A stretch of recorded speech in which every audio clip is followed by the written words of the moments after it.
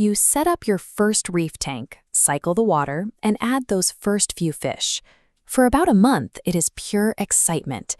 Then the honeymoon ends and the daily maintenance grind begins. The water evaporates constantly, and algae starts creeping up the glass. You are experiencing friction.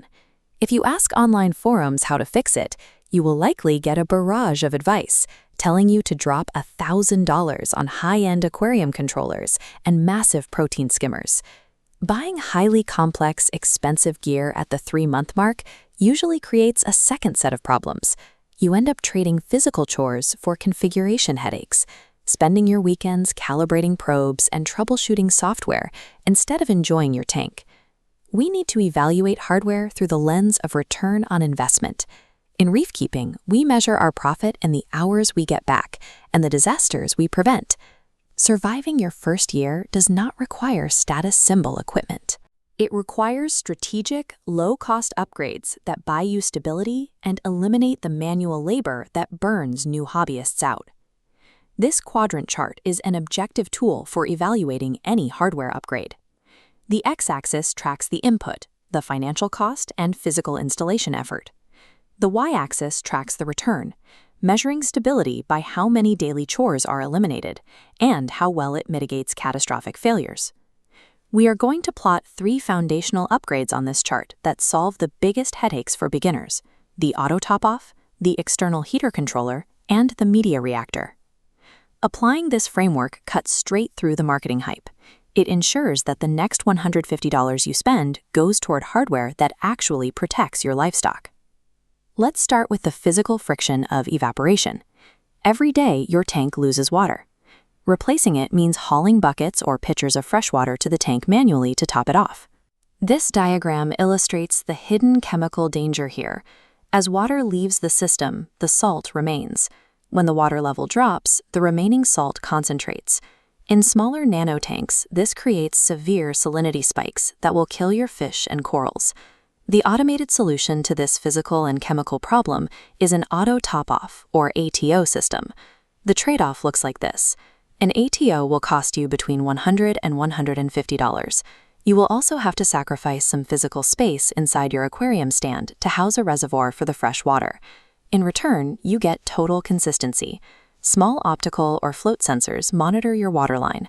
The second they detect a millimeter drop, they trigger a tiny pump to drip fresh water in, keeping your tank salinity perfectly flat all day and all night. Looking at the objective scorecard, the ATO requires a moderate upfront cost. It scores high for daily time saved and moderate for risk mitigated. On our quadrant chart, that places the auto top-off firmly in the moderate effort, high impact sector. This is the most critical first purchase you can make. It takes a volatile, daily manual chore and replaces it with an automated, stable baseline for your entire ecosystem. Next, we shift from mitigating catastrophic risk, specifically temperature swings. This schematic shows a mechanical flaw in standard heaters. Cheap thermostats are notorious for failing and physically fusing together, sticking in the on position. When a heater sticks on, it boils the water, causing a total system crash that wipes out every living thing. An external heater controller provides a hard physical failsafe against this specific mechanical failure. The input is low. You spend $35 to $50 and you accept a slightly more cluttered electronics cabinet to make room for a digital screen and an extra probe cable in your sump. The outcome is security. The external controller acts as a gatekeeper. You plug your primary heater into it. If the water temperature ever breaches your set safety limit, the controller completely cuts electrical power to the heater.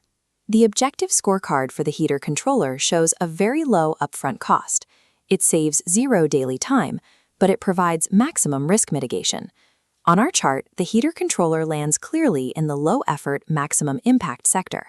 This is the cheapest, most effective insurance policy you can buy. You are protecting hundreds of dollars of livestock for the price of a decent dinner. Finally, we look at optimizing water quality. Beginners often struggle with yellowing water and excess phosphates that fuel nuisance algae. This diagram compares passive to forced filtration. Tossing a mesh bag of carbon into your sump is inefficient. Water lazily flows around it. A media reactor forces this transition.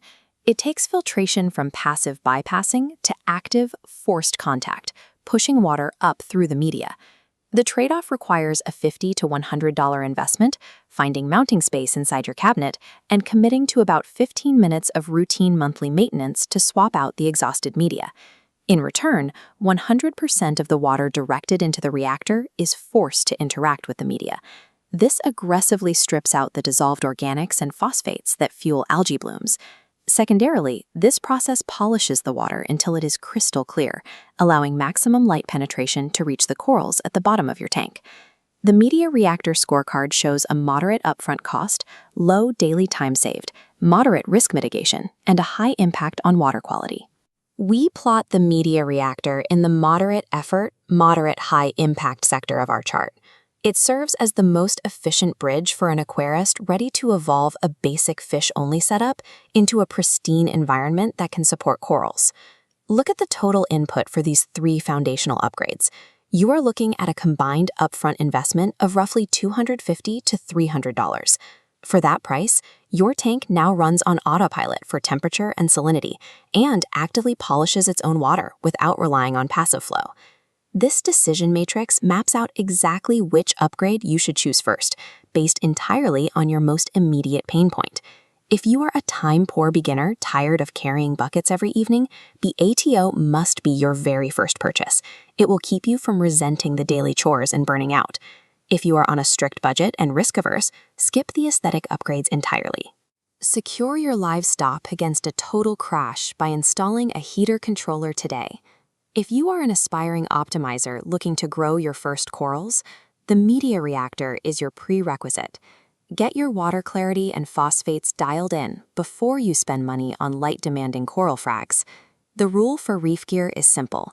Never buy a piece of equipment just because it is trending on a forum or looks impressive mounted in a cabinet. Long-term success is achieved by purchasing the hardware that solves a specific friction you are experiencing right now. You are trading your money for time and peace of mind.